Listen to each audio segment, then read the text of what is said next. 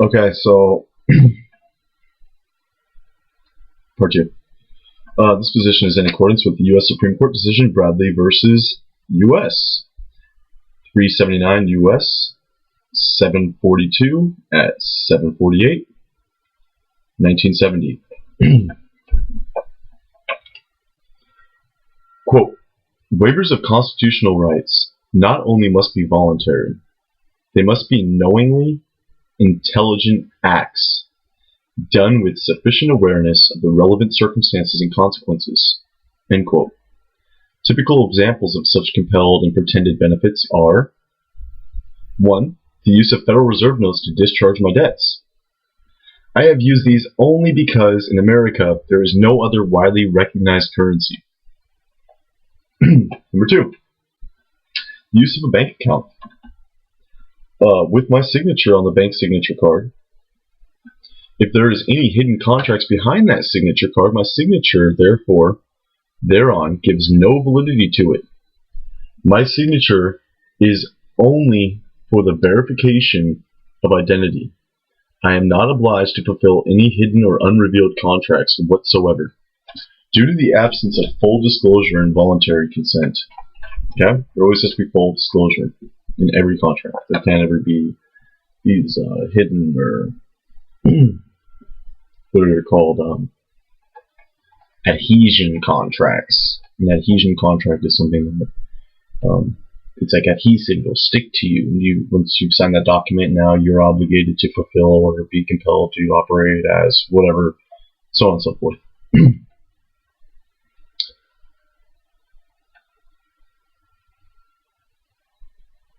Furthermore, likewise, my use of a bank account, therefore, is due to the absence of a bank not associated with the Federal Reserve System. In general, people have been prevented from issuing their own currencies, and such prevention is a violation of the United States Constitution. Where there is an alternative, I would be happy to use it. To not use any bank at all is impossible and very difficult.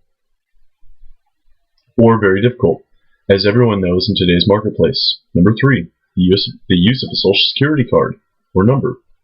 The number normally assigned to a person of subject status, I use exceptionally under duress, only because of extreme inconvenience of operating without one in today's marketplace, where it is requested by banks, employers, lenders, and many other government agencies and businesses. My reason for using it is not because I wish to participate in the Social Security system, as I do not wish to participate. Let it be known that I use the Social Security card and number assigned to me not to me, but to my legal person, for information only. Number 4, the use of a driver's license. As a free sovereign, there is no legal requirement for me to have such a license for traveling in my car. Technically, the unrevealed legal purpose of a driver's license is commercial in nature. Okay? Remember, a driver is defined in Black's Law Dictionary as someone who's being paid commercial wages to transport goods, cargoes, or services for a fee. If you're not being paid, you're not a driver traveling. Technically, the unrevealed legal purpose of a driver's license is commercial in nature. Since I don't carry passengers for hire, there is no law requiring me to have a license to travel for my own pleasure, and that of my family and friends. However, because of the lack of education of police officers in this matter, should I be stopped for any reason or found to be without a license, it is likely I would be ticketed or fined or obligated to appear in court. Therefore, under duress, I carry a license to avoid extreme inconvenience. Okay? Which doesn't really matter because they've suspended my legal person's driving privileges anyways, which I really don't care because I've never driven in my entire life. Yep.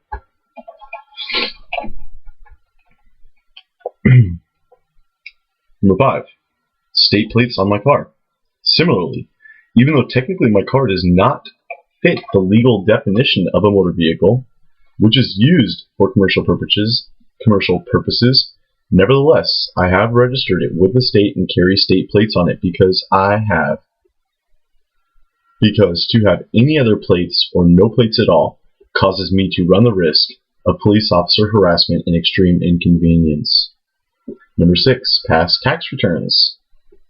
You're gonna love this one.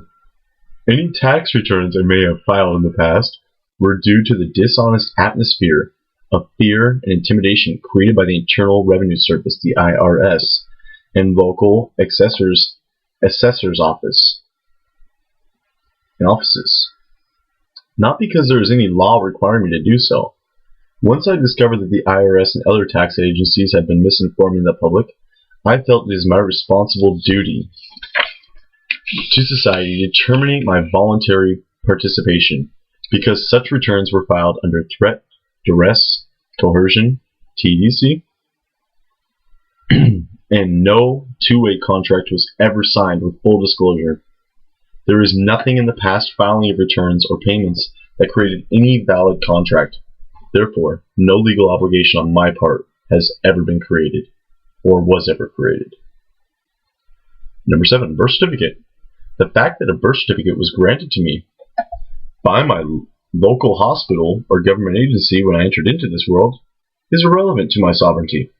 No status, high or low, can be assigned to another person through a piece of paper without a recipient's full knowledge and consent. Therefore, such a piece of paper provides dates, place, information only. It indicates nothing about jurisdiction, nothing about property ownership, and nothing about rights, nothing about subject status.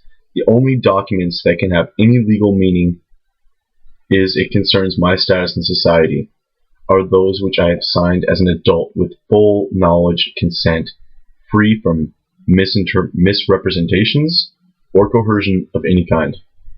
Number 8, marriage license, which doesn't really apply to me, but was in the affidavit, so I kept it and filed and sent it anyways. The acquisition of marriage license is now being revealed as being necessary only for slaves. The act of a sovereign such as myself obtaining such a license through social custom or ignorance of law has no legal effect in changing my status. This is because any such change in status, if any may be supposed to occur, could happen only through hidden and unrevealed contract or statute. Since no hidden, unrevealed, or disclosed information, if it exists, can be lawfully held to be binding, is null and void. Children in public school. The attendance of my children, which I don't have any, but just in case any of you guys do, or if you guys want to use this affidavit, go ahead. The attendance of my children in government-supported public schools or government-controlled private schools does not create any legal tax obligation for me, nor any other legal obligation, because I never signed a contract to agree to such obligations for supposed privileges of public school attendance. If any of my children have attended government-supported public or controlled private schools, such as which was done under protest, duress, and not out of free will, be it known that I regard, quote, compulsory state education, end quote, as a violation of the 13th Amendment of the United States Constitution. In relevant part, quote, neither slavery nor involuntary servitude, except as a punishment for crime, whereof the parties shall have been duly convicted, shall exist within the United States or any place subject to their jurisdiction. Okay? And that was when the United States was still actually a country before they had created a corporation and called it the United States. Okay. The United States Corporation of America. We all pledged allegiance to it too. When we were kids, remember? Pledge allegiance to the corporation. Number 10. Declaration of Citizenship. Any document I have ever signed in which I answered yes to the question, are you a U.S. citizen?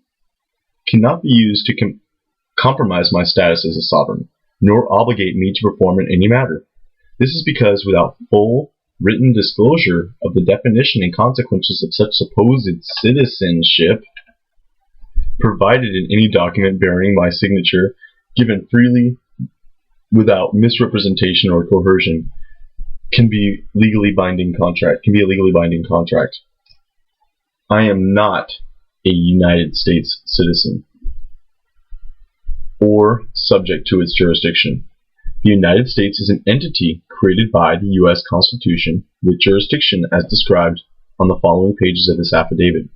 I am not a resident of, an inhabitant of, a franchise of, a subject of, a ward of, the property of, the chattel of, subject to the jurisdiction of any corporate federal government.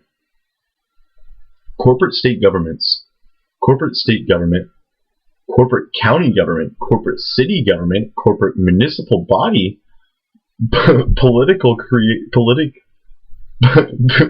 body politically created under the authority of the United States Constitution, under the U.S. Constitution, excuse me. I am not subject to any legislation, department, or agency created by such authorities, nor to the jurisdiction of any employees, officers, agents deriving their authority from. You see? So it covers it all. So I'm not subject to their officers or agents of their corporation or their agencies. I love this stuff. Further, I'm not subject of the administrative and legislative Article 4 courts of the several states or Article 1 courts of the United States, or bound by procedures of such courts, deriving their jurisdiction from such authorities. Take note that I hereby revoke, cancel, make void, ab into any such instrument or presumed election made by any of the several states, United States government, or any other agency or department thereof. Excuse me.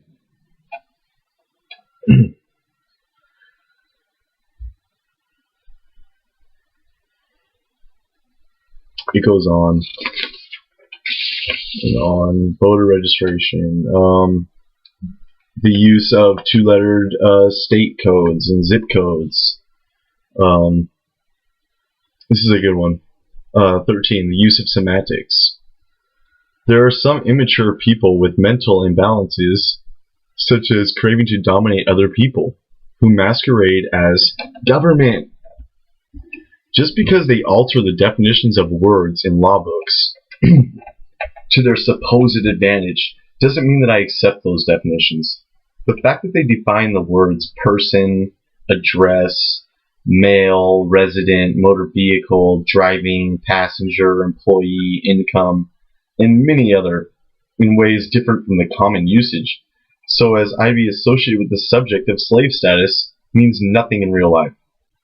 Okay?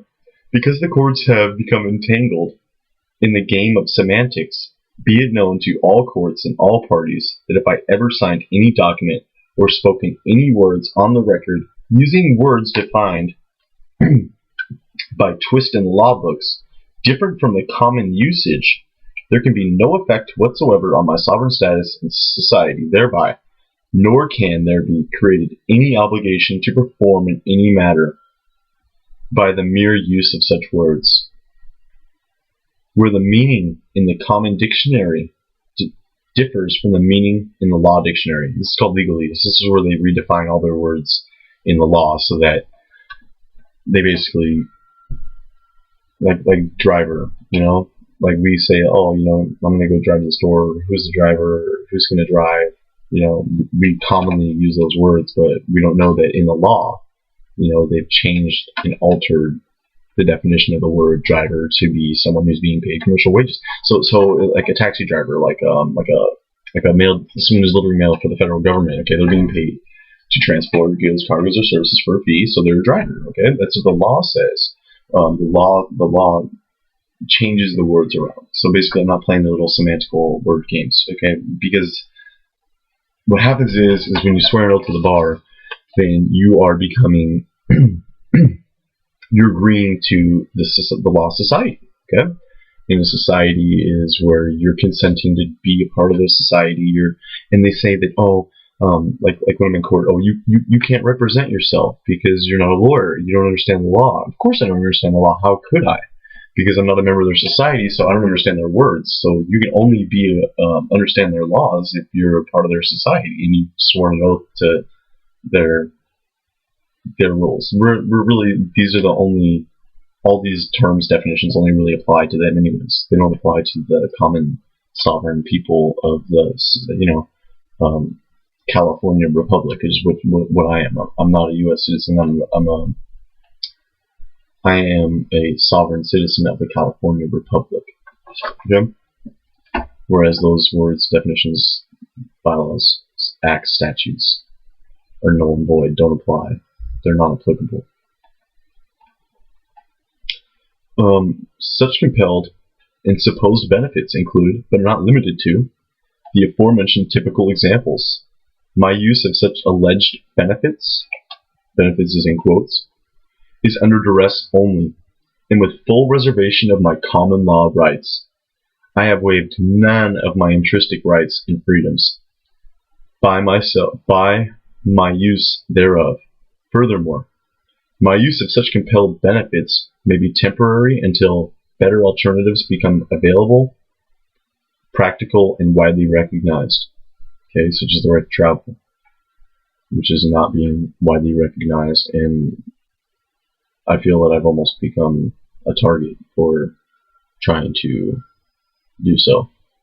Like where you see that they drop DUIs and give me back my bike on a 30-day impound and tell me that I'm free to travel, and then take my bike away 6 days later and throw me in LA County jail for 60 days and charge me again, and then refile charges on the DUI in Rancho.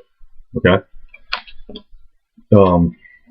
It's just not ever, I don't want to say it's not ever, but it seems like we're not ever going to get anywhere until we start all doing this kind of stuff. We start all slapping claims on them. We start all filing counterclaims and leaning up their persons.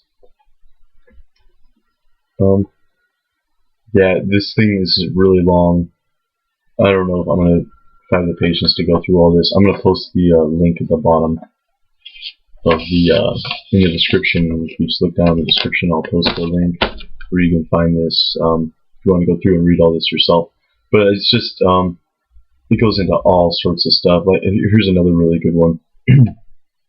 The definition of the United States being used here then is limited to its territories: the District of Columbia, the Commonwealth of Puerto Rico, U.S. Virginia Islands, Guam, America's Samoa, Northern Mariana Islands, Trust Territory of the Pacific Islands, military bases within several states, federal agencies within the several states.